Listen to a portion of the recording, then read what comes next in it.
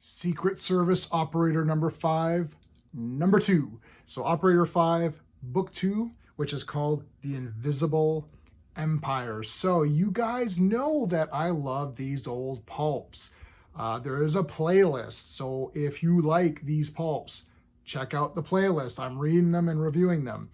Obviously, you might notice, wow, this is amazing condition for being from the 30s. Well, it is a reprint. It is a Steeger reprint, Steeger.com, Steeger.com. You can get all of these awesome reprints.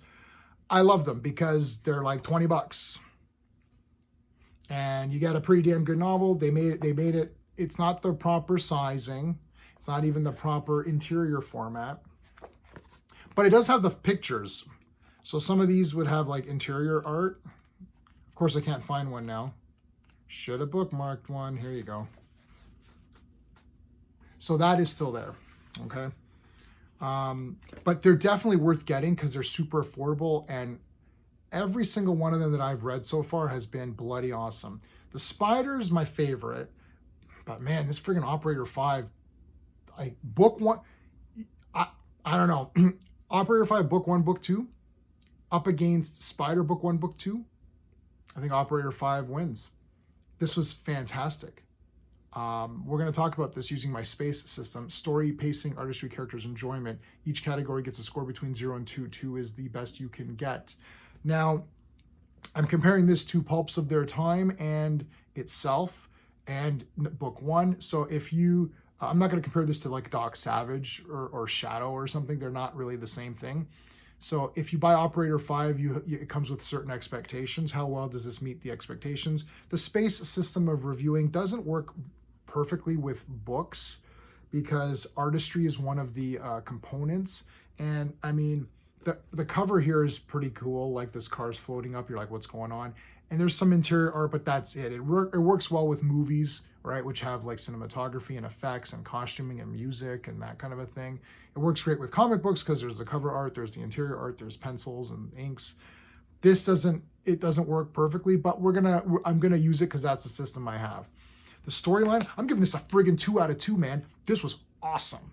Okay, right away, you start out, the Invisible Empire has this huge fortress they call Atlantis. It's an invisible flying fortress in the sky.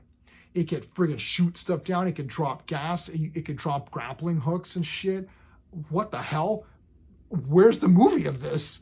Okay, they need to do an Operator 5 movie. I guarantee you they'll be like, James Bond, F that guy. We're going to friggin' Jimmy Christopher for our friggin' action. This is insane. I can't believe it. It was so awesome. And they play up that friggin' invisible fortress. Like, it's pretty damn cool. The way they defeat it, I'm almost like, I don't know, you defeated it, but like, ooh, it was really tough. Okay. Yeah, love it. 2 out of 2, perfect. The story was so cool. I envision this as a film, easy. They need to make these movies. 100 minutes long each, not more than that. 100 minutes long, action, adventure. They could do a ton of these Operator 5 movies. They could do the Spider too. I don't think did they ever do a serial? I know there's 2 Spider serials. I've got those. I don't think there's an Operator 5 serial. I'm gonna have to look that up. If you know of one, let me know in the comments. Or is there anything? Is there even a comic book of Operator 5? I feel like Operator 5 doesn't have a lot. I feel there's just these books. Because like Destroyer's got the magazine. Spider obviously has had a few comics. Doc Savage obviously has had tons of comics. Shadow has radio shows and comics. And I don't even think there's a radio show for Operator 5. That's really sad. They really should have more Operator 5 stuff. So pacing, 2 out of 2. I mean, like, this was like so fun. You know, it maybe could have been like 20 pages less. I don't know what I could cut out of this what I could cut out of this book. Yeah, I don't know. I'm gonna have to give it a perfect score because it's just it went really fast for me. There's no dull spots.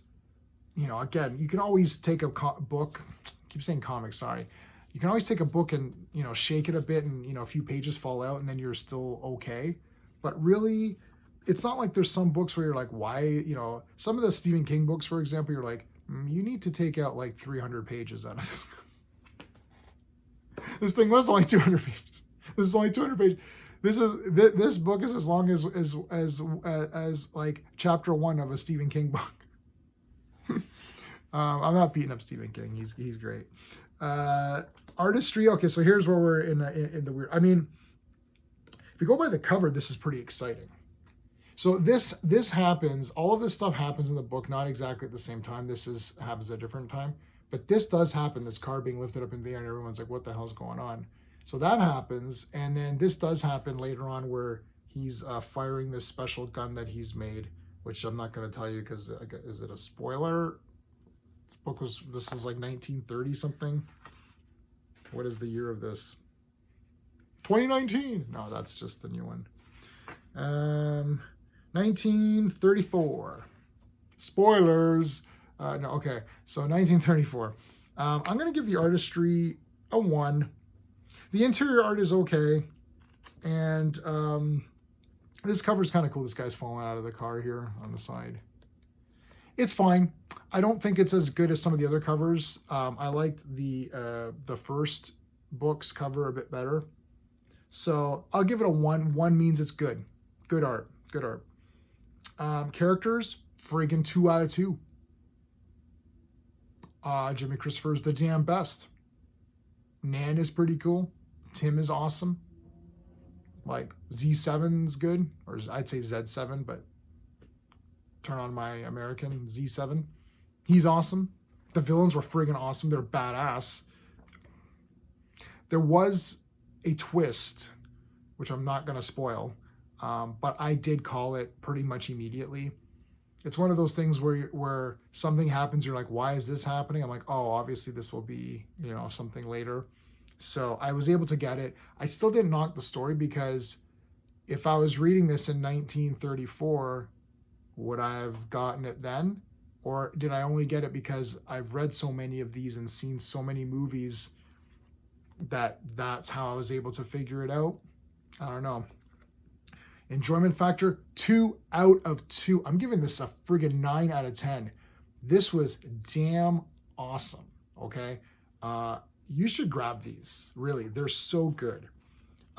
There is references to the Yellow Empire, and but not everyone in the Empire is of that kind of descent.